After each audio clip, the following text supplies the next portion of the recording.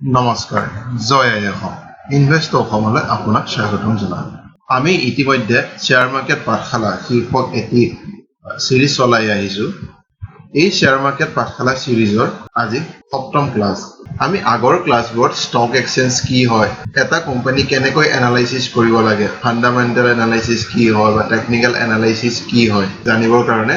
চেষ্টা কৰিছিলো ফান্ডামেন্টাল এনালাইসিসত কিছুমান ৰেশিও আছে এই ৰেশিওবোৰ আমি জানিব লাগে যেনে price to book value ratio price to earning ratio যাৰ ভিডিও অলৰেডি আমি আপলোড কৰিছো ওপৰৰ আই লিংকত গৈ আপুনি চাব পাৰে এই ভিডিওটোত আমি ROCE ROE আৰু ডিভিডেন্ড ইল্ডৰ বিষয়ে আলোচনা কৰিম এটা কোম্পানীৰ যেতিয়া ফান্ডামেন্টাল এনালাইসিস কৰা হয় তেতিয়া এই ROCE আৰু ROE ৰ ওপৰত নিৰ্ভৰ কৰি কোম্পানীটো গ্ৰোথ আমি কেনেকৈ হৈ আছে তাক গম পাওঁ ROCE ৰ ফুল form return on capital employed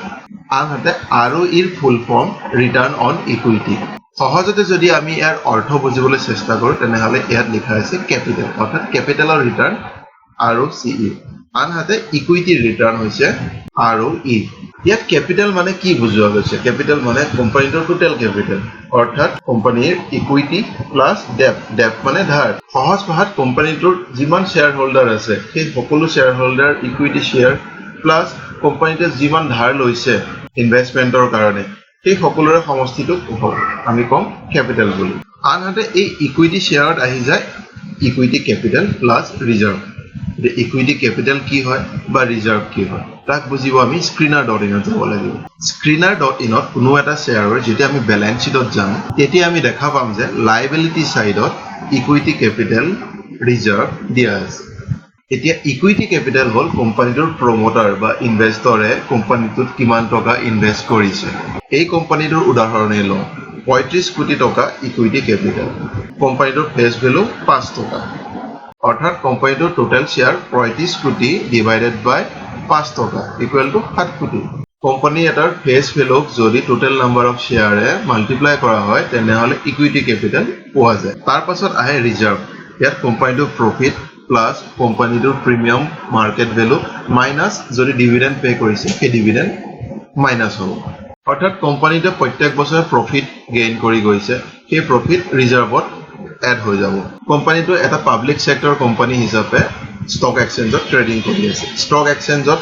share এটাৰ দাম আমি জানো যে ডিমাণ্ডৰ ওপৰত ডিপেন্ড কৰি বাঢ়ি যায় যাক আমি কোম্পানীটোৰ মাৰ্কেট ভ্যালু বুলি কওঁ গতিকে কোম্পানীটোৰ market value minus face value equal to premium market value এই দুইটাৰ সমষ্টি আৰু তাৰ পৰা যদি কোম্পানীটোৱে যি ডিভিডেন্ড শেয়াৰ হোল্ডাৰবোৰক পে কৰিছে অৰ্থাৎ কোম্পানীৰ লাভৰ পৰা কিছু সংখ্যক যদি শেয়াৰ হোল্ডাৰবোৰক বিলাই দিছে সেই এমাউণ্টটো মাইনাস কৰিলে কোম্পানীৰ ৰিজাৰ্ভ ওলাই পৰিব গতিকে আমি সহজ ভাষাত ক'ব পাৰো যে কোম্পানীটোৰ প্ৰথম যিমান টকা ইনভেষ্ট কৰিছিলে সেইখিনি হল ইকুইটি ক্যাপিটাল আৰু কোম্পানীটোৰ প্ৰফিট ইত্যাদি বাঢ়ি যিমান ৰিজাৰ্ভত আছে সেইটো ৰিজাৰ্ভ হয় এতিয়া এই দুইটাৰ সমষ্টি হল ইকুইটি আৰু ইয়াৰ লগত যদি বৰোইংছ অৰ্থাৎ ধাৰ প্লাস কৰি দিয়া হয় তেতিয়া হলে কোম্পানীটোৰ টোটাল ক্যাপিটাল ওলাই গ'ল আৰু সেই টোটাল ক্যাপিটাল কনসিডাৰ কৰা হয় ROCE আনহাতে ইকুইটি কনসিডাৰ কৰা হয় ROE আৰু এটা উদাহৰণ আলোচনা কৰো ধৰক মই এটা কোম্পানী খুলিছো ইনিশিয়ালি মই কোম্পানীটোত 50 টকা লগালো কোম্পানীটোৰ কাৰণে মই ধাৰ ললো 25 টকা আৰু 25 টকা মই ৰেজ কৰিলো মোৰ শেয়াৰ বেছি এটা মই যিমানখিনি পইচা তাত ইনভেষ্ট কৰিছো প্লাস শেয়াৰ বেছি মই যিমানখিনি পইচা কোম্পানীটোত ইনভেষ্ট কৰাইছো এই দুইটাৰে সমষ্টিটো হৈ গল ইকুইটি ক্যাপিটাল আৰু ইয়াৰ লগত যদি মই ধাৰ এড কৰো তেন্তে টোটাল ক্যাপিটাল ওলাই পৰিব এতিয়া এই টোটাল ক্যাপিটালৰ ওপৰত যি ৰিটাৰ্ণ পোৱা যায় তাৰ পাৰ্সেন্টেজক কম ROCE আনহাতে ইকুইটি ক্যাপিটাল অৰ্থাৎ 75 रुपीस তাৰ ওপৰত যি ৰিটাৰ্ণ পাওঁ তাৰ পাৰ্সেন্টেজক কম ROE অৰ্থাৎ ৰিটাৰ্ণ অন ইকুইটি গতিকে ROCE ৰ ফৰ্মুলাত যদি যাওঁ তেতিয়াহলে আমি দেখিম যে profit before interest and taxes divided by total capital employed multiplied by 100 আৰু ROE net profit divided by total equity multiplied by 100 এতে profit before interest and taxes মানে operating profit কেনেকৈ লব কোম্পানীটোৰ total sales অৰ্থাৎ বিক্ৰী minus কোম্পানীটোৰ total খৰচ অৰ্থাৎ expense equal to operating profit তাত কোম্পানীটোৱে কিমান ট্যাক্স পে কৰিছে আৰু অন্যান্য যিবোৰ খৰচ আছে সেইবোৰ কনসিডাৰ কৰা নহয়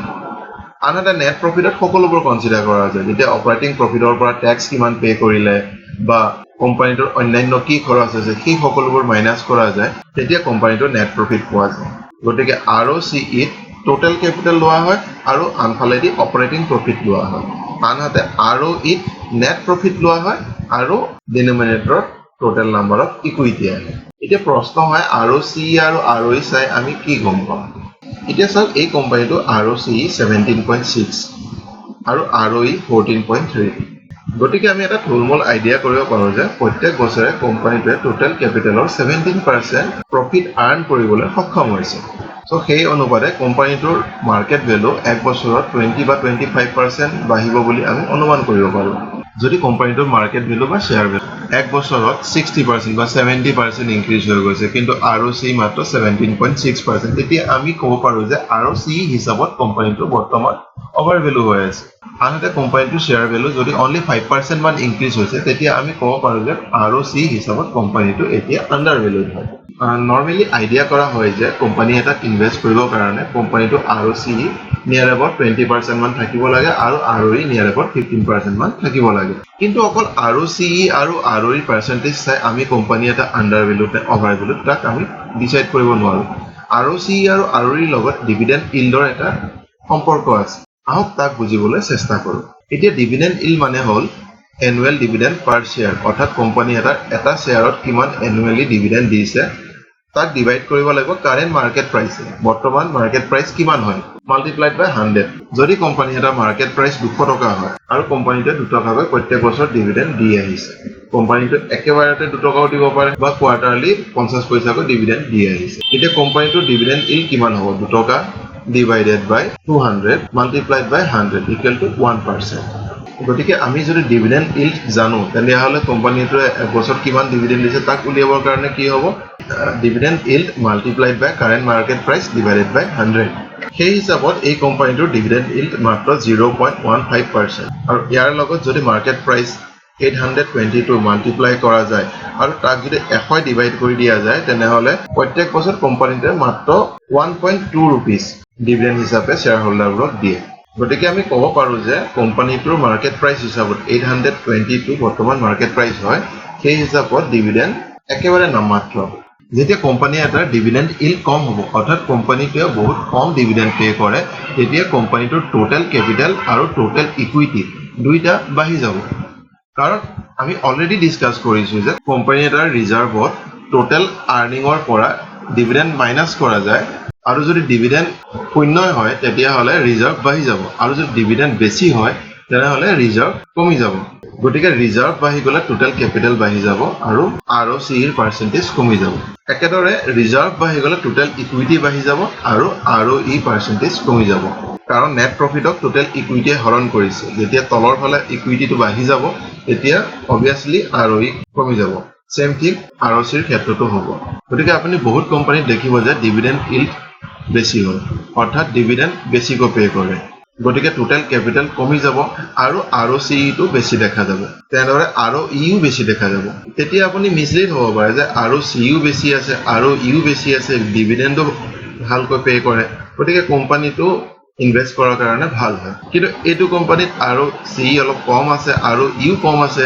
আনহাতে ডিভিডেন্ড ইল্ডটো কম দিয়ে ডিভিডেন্ডটো নিদিয়ে গতিকে এই কোম্পানীটো বেয়া হয় কিন্তু তেনেকুৱা নহয় এটা কোম্পানীয়ে ডিভিডেন্ড কেতিয়া বেছিকৈ পে কৰিব যেতিয়া কোম্পানীটো গ্ৰোথ হোৱাৰ চান্স কমি থাকে কোম্পানীটো ক্যাপিটালৰ কম প্ৰয়োজন থাকিলেহে শ্বেয়াৰ হোল্ডাৰবোৰক ক্যাপিটাল ভগাই দিব যি কোম্পানী ইনভেস্ট কৰাৰ স্কোপ বহুত বেছি হয় তেনে কোম্পানীয়ে সদায় ডিভিডেন্ড কম পে কৰিব আৰু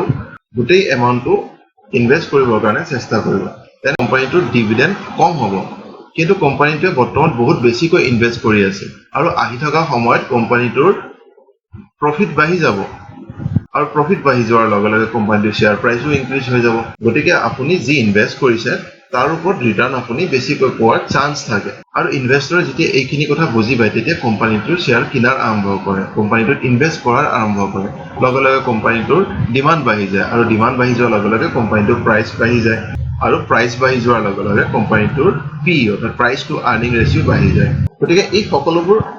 ইটোৰ লগত সিটো জড়িত হৈ থাকে কিছুমান লজিকেলি জড়িত হৈ থাকে কেতিয়াবা কিছুমান কোম্পানী পিও বেছি থাকিব পাৰে আৰু সি কম থাকিব পাৰে আৰু ইউ কম থাকিব পাৰে আনহাতে ডিভিডেণ্ড ইল্ডটো কম থাকিব পাৰে তথাপিও কোম্পানীটোৰ গ্ৰোথ কোম্পানী হয় আৰু ভৱিষ্যতে কোম্পানীটোৰ ভাল ৰিটাৰ্ণ পোৱাৰ স্কোপ থাকে বাছ কোম্পানীটোত যেতিয়া ইনভেষ্ট কৰা হয় তেতিয়া টেকনিকেল এনালাইচিছ কৰি যেতিয়া কোম্পানীটো কনচলিডেশ্যন ফেজ থাকে বা এটা ভাল ছাপৰ্টত থাকে তেতিয়া কোম্পানীটোৰ শ্বেয়াৰ কিনিব লাগে এতিয়া এই কনচলিডেশ্যন ফেজ কি হয় বা কোম্পানীটো কেনেকৈ ছাপৰ্ট ৰেজিষ্টেঞ্চ আইডিয়া কৰিব লাগে সেই বিষয়ে আমি আগৰ ক্লাছবোৰ অৰ্থাৎ টেকনিকেল এনালাইচিছত আলোচনা কৰিম আজিলৈ ইমানে আশা কৰোঁ আপুনি ROCE ROE আৰু ডিভিডেণ্ড ইল্ড কি হয় আৰু ইয়াক কেনেকৈ প্ৰেক্টিকেলি এপ্লাই কৰিব লাগে এটা শ্বেয়াৰ এনালাইচিছ কৰোঁতে তাৰ কিছু আভাস পাইছে কিন্তু মোৰ এটা অনুৰোধ থাকিব যদি আপুনি কনচেপ্ট ভালকৈ ক্লিয়াৰ কৰিব বিচাৰিছে তেন্তে ভিডিঅ'টো এবাৰ ৰিপিট কৰি চাব যাতে আপুনি